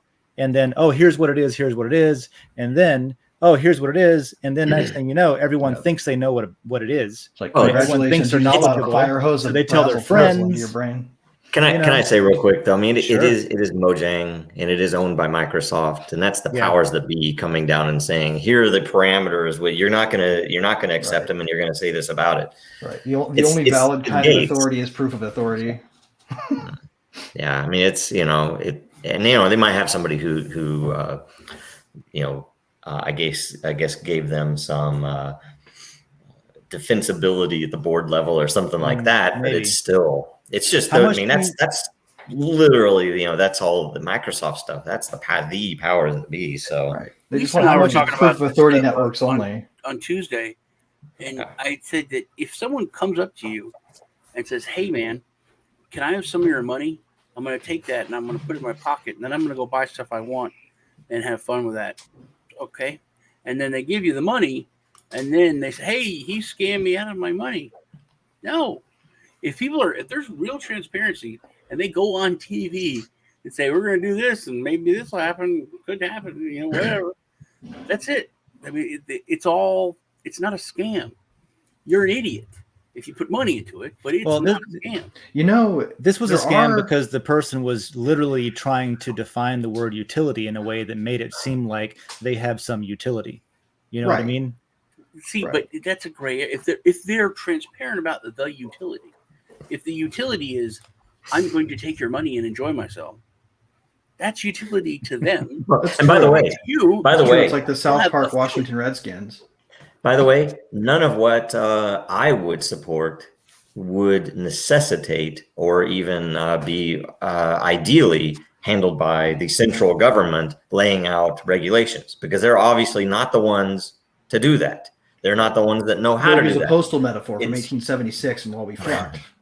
Yeah, and it's the entire issue is that our industry itself needs to, up front, we need to tell people if it's not, how many people said negative things about what was going on with some of these central entities that were making themselves out to be DeFi, right? It's like, oh, it's DeFi because you can earn interest rates that banks will never give you, right? And yet the industry, all of the exchanges listed the stuff. All of the coin market cap, CoinGecko, they list the stuff. They didn't. It's like, no problems. It's making money. Look at the cap. Look at the cap on it. It's huge market cap. But the basis for trust in DeFi, right, is built on two things. One, you can trust what's in the ledger, and two, you can read the smart contract and see what it does. Yeah. If you can't do that, then you're not looking at a project that you can trust without. Any project that literally says we're trying to get people to keep their coins in our central facility. Right. Any project that does that is obviously an issue, right? And the problem is centralization and censorship. If you look at the chat, I just want to say this on camera. Yeah. Like it's blockchain. You have all the revolutionary stuff. R15 and Phil. We all are watching this stream, and it's telling each of us that there's only one person watching. Yeah. And what's funny is that's across Twitter, YouTube, Library, what else? LinkedIn. In fact, 2 Twitter accounts. And you think about it, it's like, and Twitch, right? So, okay, 2 people. I haven't thought of this in a couple of years, but as soon as you said that, Sean, we're talking about, shadow banning or censorship or manipulation of people's opinions, basically. And I remember, I forget who it was. They asked me to look up something on YouTube. And I was like, all right, let me look it up. And it wasn't clear which video was like one that was a good explanation of the thing. And so there's a bunch of options. And they were like, just whichever one has all the views, that's the one. Like that was the criteria of truth, was whichever one had all the views was the one to listen to, because that's the one everybody's looking at. Something like for like a trailer, or like you don't want to click on it and then, oh man, it's just not. This is just that's crazy. Not the real thing. I want the legitimate. I want to listen to this song. I want to see this video from '87. You know what I mean? And you look at this one has 7 million hits. This one has 100,000. This one is probably just a picture with the song. This is the actual official video. If it doesn't say official video. You know what I mean? There are people watching this in the comments, right? Well, no, that was Sean's whole point. Was like, it's fucking crazy. It's showing 0 for me too. It's actually showing me 0 viewers. Well, it could have been whatever happened last week. Like, we for the first time we counted up the views to hand out a lot, and that was the first time that it had just basically artificially dropped. Yeah, I'd like to know where the views dropped, or if it was simultaneous, because Twitter is, I think, where we would get the most views, because we have the biggest account on Twitter. Up in at least I've seen it go as high as 2,000 before. Yeah. Having it be 0 when there are people clearly in the comments watching. Yeah. Like we should almost I wish there was a way we put up that on the screenshot or on the share so people can screenshot this. Like seriously, let's put up a showing of this so that anybody who's actually watching this can screenshot it and prove it to be manipulation. Sure. Yeah. Y'all take a screenshot if you want. You might need it for that class. Yeah, it's another Michael Hale. So you could literally just take a screenshot where it says one person watching, which is you, and then you've got like 5 or 6 people over here saying, "Yeah." That you're speaking to who are engaged in the same conversation, right? So it's weird, yeah. Right. And oh man. We were being forcibly atomized by. We should do the next question because I have some answers for it before we. Sure, yeah. This one I was a little bit scared of. I was like, oh, okay, let's see how this goes. So one of my favorite memes. I'm not saying it's a scam, but it's a scam. If you ever watch Ancient Aliens, it's one of my favorite shows on the History Channel, by the way, which I love that's a History Channel program. History Channel. It's ancient. Yeah. As ancient alien theorists believe or summarize or predict or whatever they say. Anyway, so the question is from Josh O. And Josh O asks, in your opinion, who sticks out to you as Shilling the worst project? And it doesn't have to be necessarily well, I guess it does. So yeah, who sticks out as Shilling the worst project? So, unless you guys want to go first, I have an answer because I was like, oh, that's a good question, right? And I'm twisting the question a little bit, or sorry, to get this answer, but not necessarily the worst project because there were too many of them that you'd have to somehow rank them. But I'm thinking the worst Shilling. Okay, something. Okay, who has done the worst amount of Shilling? So not necessarily the worst project, but the worst Shilling of any project. So not necessarily the worst Shilling because I don't remember entirely, and I didn't watch. I was pretty busy at this time, but DJ Khaled and Mayweather both were charged with issues. Speaking to the prior question, right? That they actually got charged by the SEC. I don't know if they were fined. I don't know what happened. They were fined. Okay. The next would be, if you remember McAfee, there was just a machine. What is it? Who's singing? There's something going on with some noise. Anyway, that if you remember all the stuff where McAfee, you would give him a certain portion of your token, supposedly. Oh, yeah. And he would shill it. And basically, he would take those tokens, be ready to dump them. They might buy in some more. I don't know what they did. And then essentially, he would make money on both sides of the whole thing.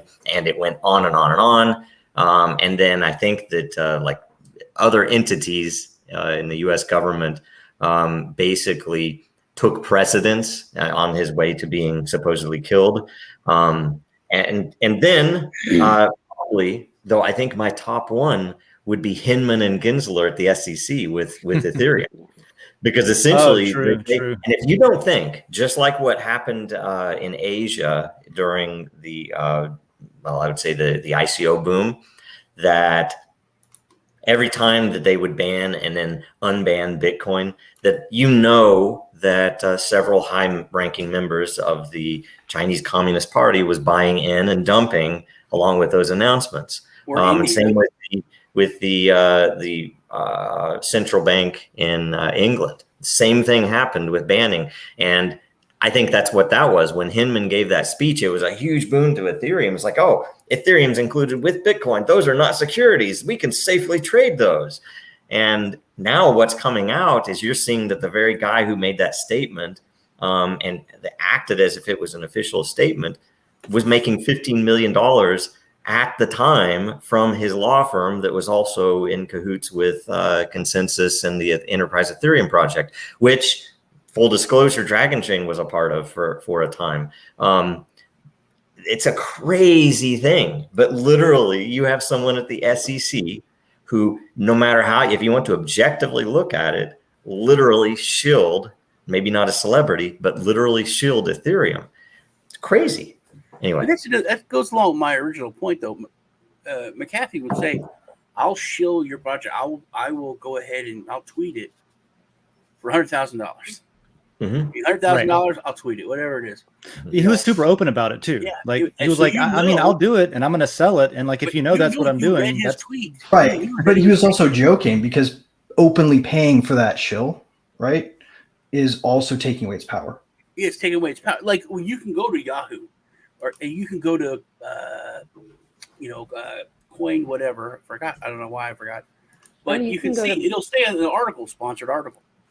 That's it. It's not legitimate. You can go to even a lot of the current like BitBoy's website or whatever, and it shows like his fees or whatever. A lot of them have their fees posted on their website. Yeah. So and there was one group that there's a lot of them that have private price schedules, promoters or whatever, their handlers. Yeah. If it's transparent, also it loses so much power. So, I mean, if you're reading an article, you're like, oh my God, this is shocking. And then you look up and it's like, you see that little sponsored article. You can pay $1,300, pay Yahoo Finance, Yahoo News, $1,300, and they will write your article for you. Right.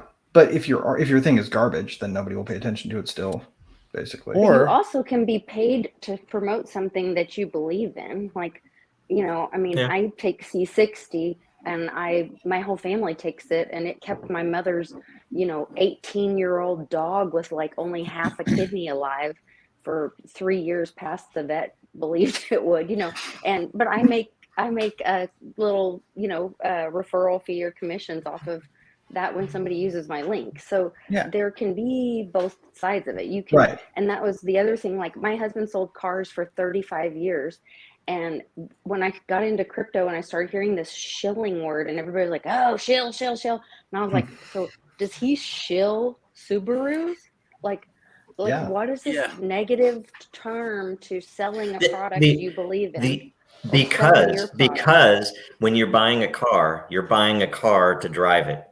When you're buying token X because it's being shielded by somebody that he's shielded, maybe he has to have done his due diligence, and I'm just going to assume that's correct. It's because of number go up. There was a shill market in used cars for a while there, though. They were going up in value. Well, it would be like I was in the car business, so I think shilling, Lisa, would be akin to like selling cars or pieces of crap. We would buy, a car that was okay. We would take it down to the car wash. We would wash the engine out, everything. And then we would buy this Verathane clear coat, probably terrible for it. We would spray the engine, all the hoses, everything was like bright and shiny. We would do all these little tricks, and then it looked like a brand new car. And the engine was marketing. More like that's what marketing does in crypto. Oh man, this is like this person took care of this car. Yeah, they did, man. Look at that. Look at how clean everything is. I feel like the shilling problem, or the people that have the most problem with shills, are people that believe that everybody can be manipulated, Pavlovian style, to do whatever the ads tell them to do. If you're more inclined to believe that, then you're more inclined to think shilling is a negative. If you're less inclined to believe that human beings are that manipulable, then you don't have as much problem with marketing as a brand of marketing as a brand of communication. Greg, I would disagree because I don't think it's about me wanting to protect those people. I agree with you on that. I think people are responsible if they fall for a bad shill, right? What I see it as is bullshit spam. That if I'm posting something legitimate and it comes with all this spam after it, that people tend to associate my real comment on Twitter with that spam. There's a potential that people will be tricked, because a lot of the white noise in which all marketing dies, right? But so anyway, that's it's just spam. To me, the worst shills are the establishment shills, right? Like you have Scott Galloway telling people to put on tie on the internet, talking shit on Elon Musk, and telling everybody that cryptocurrency will not ever replace fiat money because the institutions will simply not allow it, and all of these people are head in the clouds, young idiots. Or you've got people like Paul Krugman who refuse to acknowledge that increasing the monetary supply will damage the US dollar because he's shilling for the brand, right? And all of these people are, if you see it like transitory inflation, anybody who ever said that? Shilling for the US dollar. All of those motherfuckers. Yeah, I mean, if you want to open it up to that, look at what I saw today was for the first time. I didn't know that this had even happened. But if you go to house.gov, there's shilling for Twitter. I went over there to look up something about Nancy Pelosi going to start a war with China or something. I don't know what it was about, but I wanted to go to the source. You know what I mean? Because I don't like just reading things on Twitter and saying, "Oh, that's it." So here I go to the source. I go to house.gov. I look at her landing page on house.gov, and where does it direct me? To Twitter. It says a big thing. It's like Twitter, and it has her latest post. They need to put a little sticker like the Joe directing Biden. you away. Put a little Trump sticker there. I did that. Too bad she didn't accidentally link you to the government accountability portal where they can actually go on. And this is a real place where you can go and log in if you're an authorized user and directly report as a government official speech you don't like. And maybe it was completely innocent. I don't know. But it was weird to me because it was like, no, I just left Twitter so I could see the official government. Like, I'm sure that there's a calendar. Like, okay, what's she really doing? Or what's she supposed to be really doing on the official page? Her statement was that she didn't want to report her calendar because it would endanger her. Okay. She didn't want people to know what she was doing. Then don't hold public office. Don't serve your country. It would endanger her because people would see who she's meeting.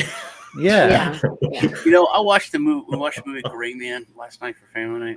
POTUS has a schedule up. Come on. It was towards the end of the movie. He's not really doing anything. During the movie, whenever they would go somewhere, it would come up whatever country they were at on the screen. Everybody's making a joke about it.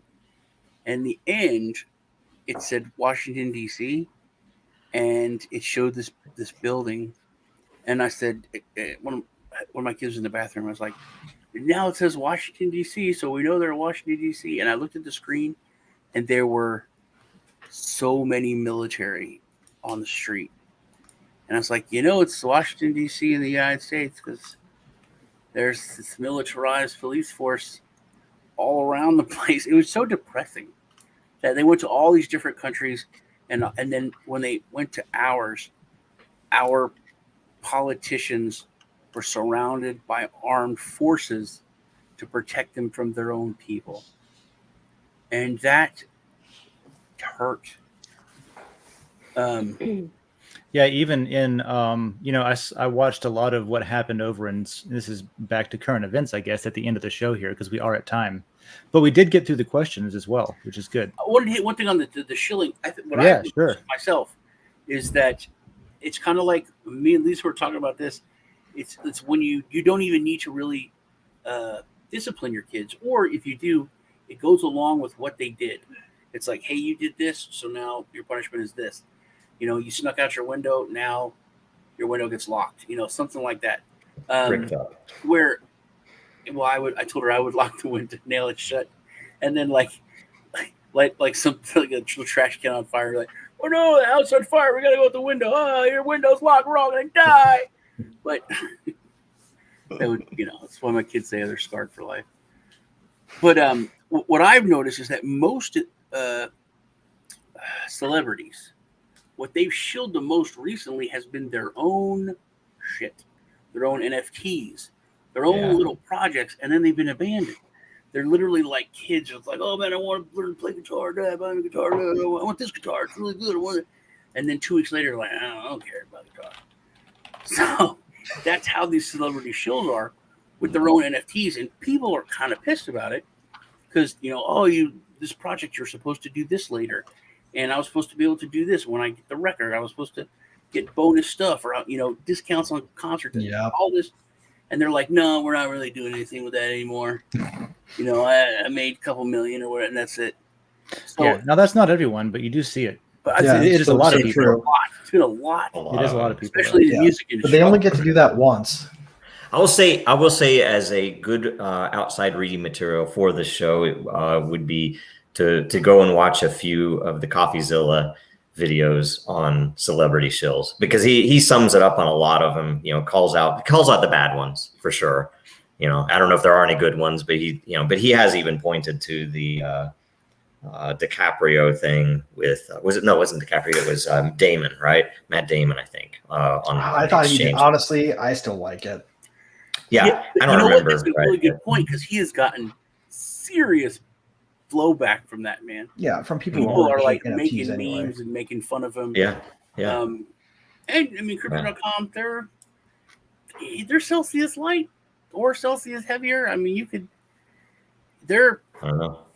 Well, Sean, I've watched your show, and Lisa, I've watched yours, and I've seen.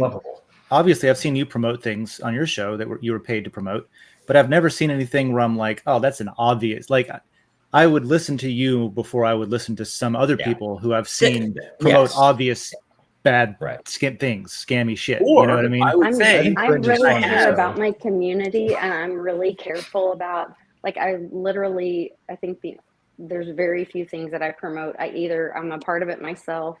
Well, I'm always either a part of it myself, and I've looked into it. I've turned down more things than I've ever promoted.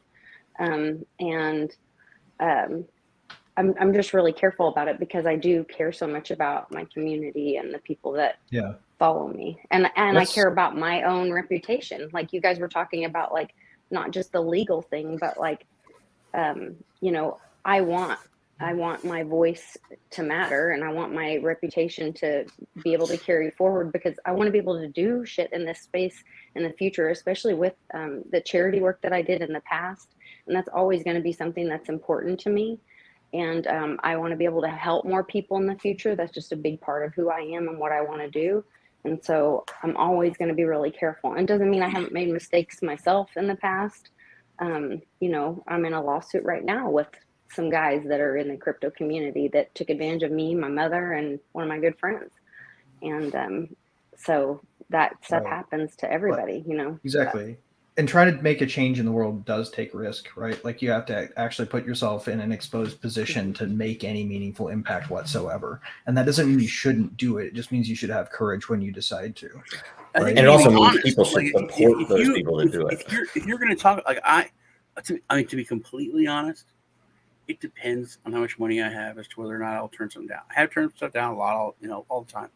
But if it's a lean month or a bear market, I will take something that I think is a scam, but then I'll call it a scam, and that will be very pissed off, and to where the point where, like, sometimes they only want to give you half up front, and that's all you get, because you'll go through it and you're like, well, you know, the team, it says that they're here, but then they're registered here. I looked this up, and this is a PO box. This isn't a real address.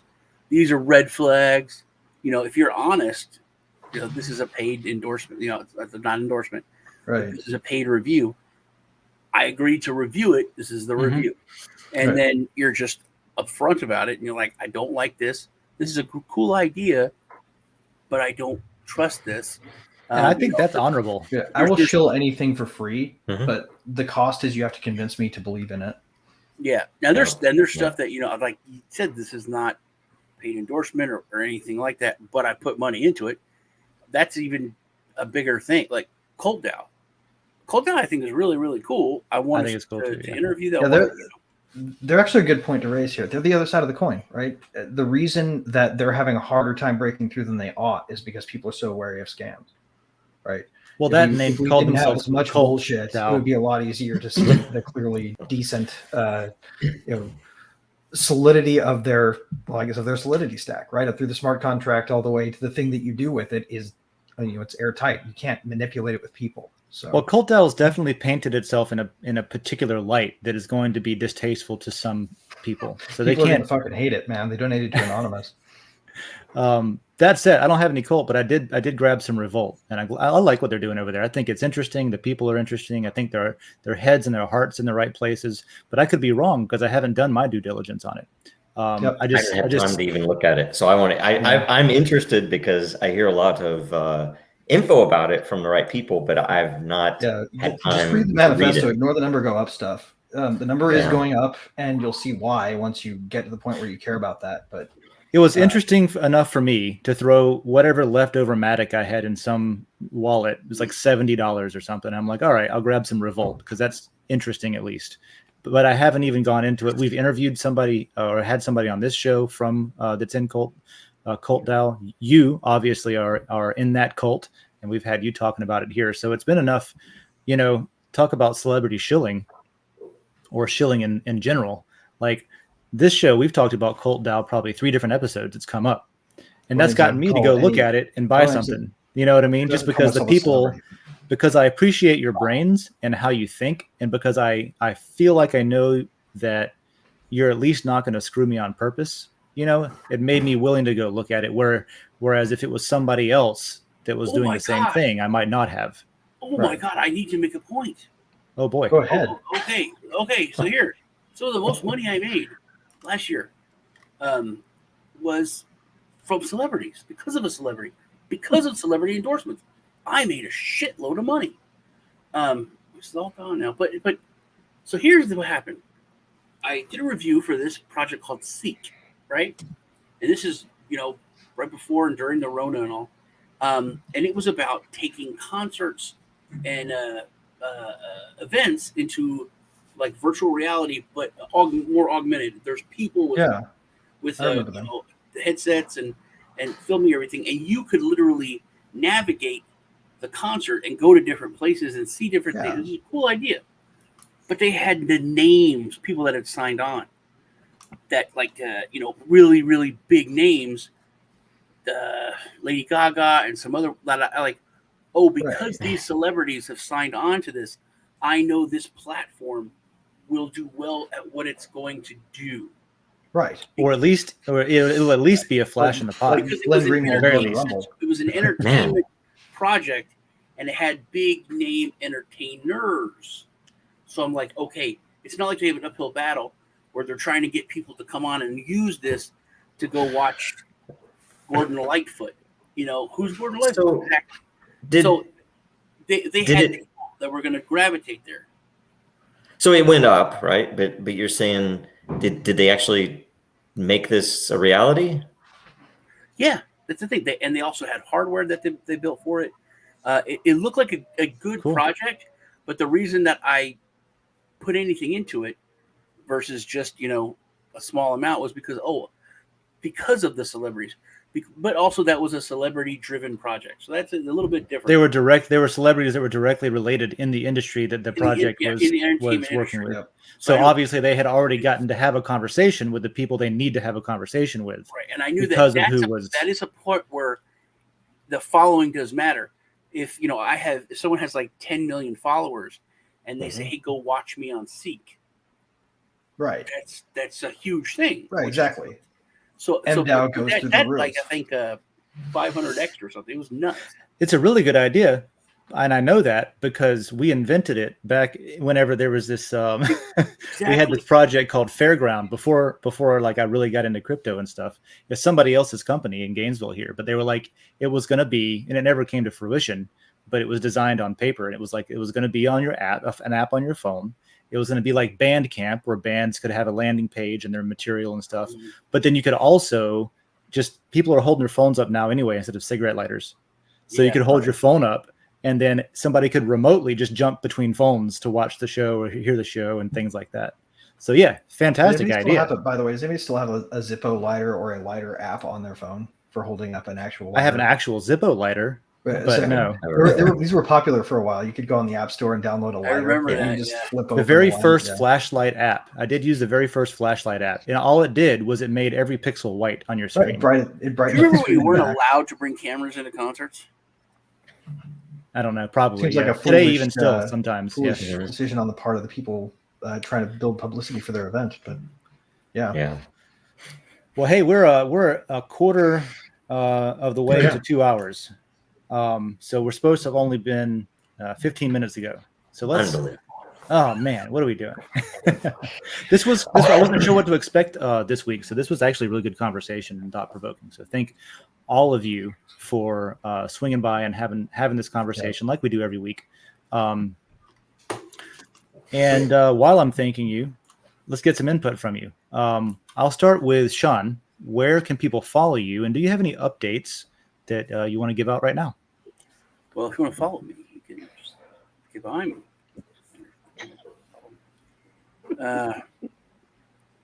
I'm a dad. That's a dad joke. That's just Sean on the Twitters and Instagrams and YouTube. Please subscribe and follow me. I have some interviews going on this week. Hopefully with someone from Cult.DAO. Cool. Yep, I'm on that, by the way. Still. Who else do I have? At least I got someone else I'm interviewing. We're gonna do Red Pill in a couple of weeks, right? Yeah, we're gonna do the Red Pill thing. Gonna do check out Crypto Meme Review. I think I'm gonna do a big a sit down with Janice McAfee. Nice. I don't think the word's been getting out. She still doesn't have John's body. I know. Yeah. I read about that recently, and it made me sad. I didn't realize that had happened to her, and it's unfortunate. And also, I have a little bit. I had a friend of mine who's a huge lawyer in Spain, and I had him. I was talking to him about, hey man, can you do something and help with this? And I've known him for 30 years. And he got weird and pissy with me about it after he started to get involved. So there's so much weird stuff there, but I want to probably talk to her. And Jeff McCabe was the other one. That's it, Jeff McCabe. Yeah. This week we were talking about video games. Thank you, Lisa. And what's going on that they're building over there. Cool. I'll have to watch that too. I'm a fan of some of the stuff that Jeff has done in the past, so I'd love to catch up on what he's into. We're talking about that. I think the comics, which I talked about a year ago, so they're probably coming out, and then some video games that they're building. Right on. Well, thank you. Lisa, how about yourself? What's going on with you, and where can people follow you, and what sort of updates can you give us today? Yeah, so I just drove in from Kansas City at Big Square's Road-Ruta show. I'm working feverishly on everything for the big Team Mighty event, the Freedom Celebration here in Oklahoma City. So that'll be August 6th. And I really appreciate you guys, the donations that you've made. And I know Greg is going to be there. Sean is coming, whether he likes it or not. I said I'm going to try. But no matter what, I will donate 100 copper ingots. How about that? Thank you. I appreciate it. I hope you can be there because you're going to be there. That's a lot. Yeah. A lot. And, probably to last second giveaways too. So there might be Yeah. unbilled things that I will just give people on the chain on there. So find me and I might give you an NFT or some Colt or whatever. Who knows? Yeah, Greg's going to bring his dust wallet. Damn right. So, and Greg will be there. Bitcoin Ben's going to be there. Big Swear is our, and the Road crew are our champions for Team Mighty this year. And then we're celebrating my dad as the warrior this year. And we're going to be donating the proceeds of the event or portion of the proceeds of the event to Warriors for Freedom. And they take veterans out hunting and fishing and outdoors experiences here in Oklahoma and Texas, and do different things. So that's kind of my main focus right now. And then I just have my weekday show on YouTube and Twitter. But you can find all this information and tickets to the event at litecoinlisa.net. Awesome. Thank you for that. And as a veteran, thank you for what you're doing too, because that stuff's important. Greg, what's going on with you, with Rivet, with things that you're involved in? First and foremost with Rivet, we are right amidst our new website launch. We have our site out there. The new pricing is in fact live. We have and you can even see some fun arguments that I'm having with other brands on Twitter. Undercut the market substantially, and nobody can actually come anywhere near our prices. The point where I can boldly make the claim. We offer the lowest cost node infrastructure access for any network we support of anybody in the space. And I'd be happy to have a math battle with anyone who wants to miscalculate it and claim that I'm not telling the truth. The other thing that I'd like to throw in here real quick is just a shill for the alert button. There's a little alarm bell on YouTube. There is an alarm bell at the top of Twitter. Hit those things on people who might get shadow banned. They haven't yet nerfed that feature. And check them weekly. You will get their alerts. Yeah. Do that to this show, because obviously Twitter has a problem with showing people that anybody watches this now. So this just gets more and more important. And do that with any creator, any mind, any person who you want to make sure still gets your support, regardless of whether or not the algorithm turns against them. A pretty good shout out. Yeah, cool. Lisa and I have been hit as well. Like the past, I think, couple of weeks, everything's been dropped. It's YouTube used to unsubscribe people, but that was obvious. That bell that Greg is talking about, now they just kill the bell. So check it every week or two on on different channels that you subscribe to. Oh, you might be unbilled. that you've been unbelled, that your actual notifications have been turned off. Well, thanks for the heads up on that. I'll check it out too. But I know that I don't pay attention to all the knobs and buttons and widgets and stuff myself. It's kind of like, the advertising problem has made me just ignore all the stuff that I don't want to see, and it's not even there. And so that gets, I forget about the buttons. Well, and pro tip, if you want to network your way into talking to a celebrity shill so that you can get them to pay attention to you and maybe shill your thing, that alarm bell is the only way you'll know within seconds that they've said anything on social. All right. So good to know. Good to know. Cool. Thanks, Greg. Joe, how about yourself? Give us an update from you, and what are you up to, and where can people follow what you're up to in general? Okay. Don't follow me on Twitter because they'll unsubscribe as long as it hits a certain number anyway. So yeah, don't follow me there. It's not worth it. And I'll probably upset you anyway. Follow me on Den, essentially. That's probably the best place because, and occasionally follow Anonymous. You'll get some of my posts in there too, right? On Den. You won't know which, and you can't claim that I've said any of the things that are there, but they'll be there. And I guess other than that, we just did, speaking of celebrity shilling, we just did our third full year of the Super Happy Dragon Lucky Dragon Chain Den, in fact, World Blockchain Roundtable, all things Dragon Chain update show. And it's 3 years where we've not missed a single week. I wasn't on it every week, but and they used to be pre-recorded, and the format used to be interviews. And there's some, we've interviewed McAfee, and we've interviewed Brock Pierce, and we've interviewed Mashinsky, and some notable people. But it's interesting because we've never even, I don't even know how, I actually want to talk to you guys about it, but because we have a show that was specifically there. I was not Funface, by the way. Funface was a greater person than any that I've ever known in crypto. I don't know. I don't personally, conspiracy theory here, think that Funface is gone. I think Funface just got sick of the whole thing and walked away. I think Funface is still with us out there somewhere. But if they start back up, though, they got picked up by the FBI. Maybe, but one way or another, we've never accepted money to say anything. If anything, we always offered, if somebody has an important project or something to say, come and talk to us. We'll get you on one of these shows because we want to talk about it. Which tends to bring projects that have something to say and not just, we have a fake rocket we're building and we hope Elon sees it. That it is an interesting thing to me that we've never, ever been approached to say, hey, will you guys say this and we'll give you money? We've been approached by people who would normally do that, but they've never offered to give us anything. They've said, hey, would you guys talk about X, Y, Z, or would you do something with this? But we've never, ever been offered money, which I always thought was kind of odd, right?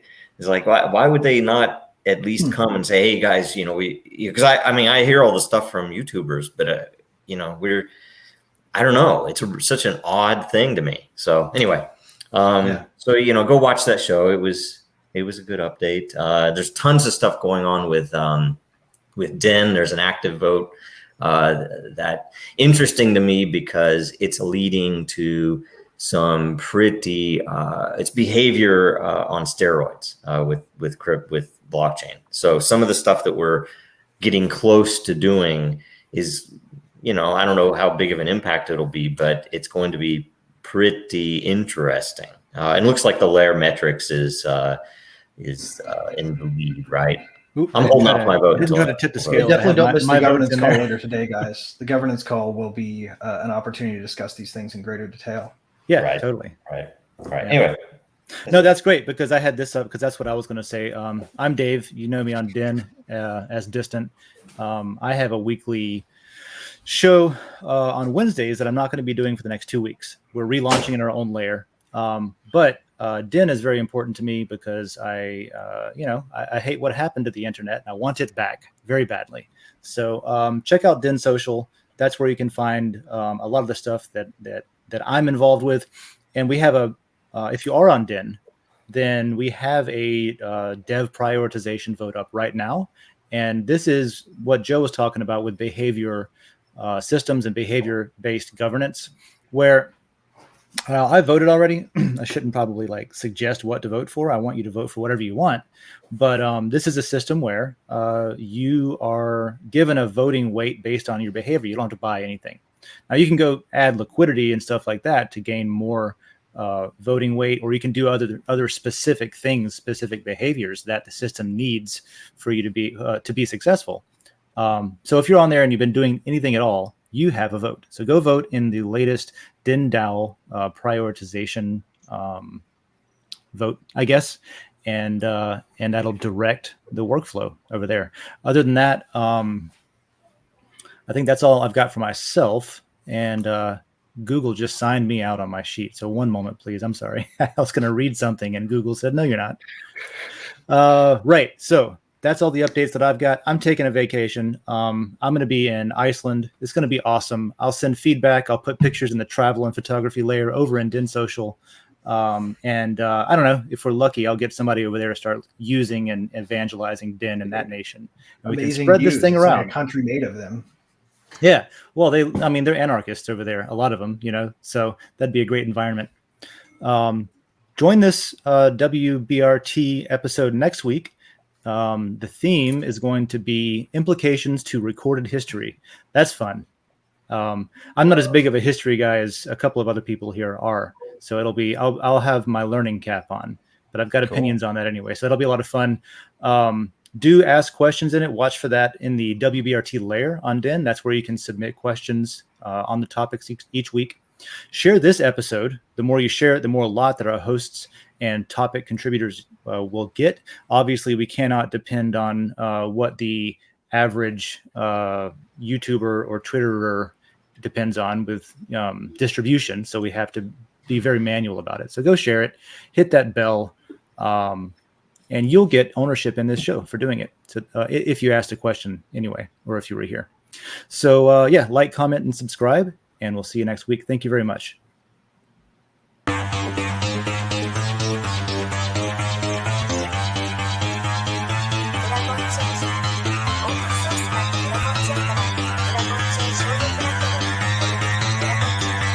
Because that goal will serve to organize and measure the best. Adaptable, all capital, label radical yet rational. A tactical approach is palpable if this animal is fallible, but that conclusion is laughable. So with for all detachable from the mandible, you see it now.